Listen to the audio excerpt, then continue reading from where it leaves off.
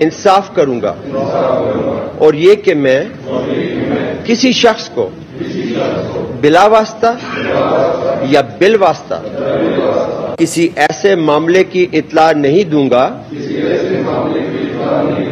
نہ کسی پر ظاہر کروں گا جو بحیثیت وزیر خیبر پختونخوا صوبہ میرے سامنے غور کے لیے پیش کیا جائے گا یا میرے علم میں آئے گا بجز جبکہ بحیثیت وزیر اپنے فرائض کی کما حقہ انجام دہی کے لیے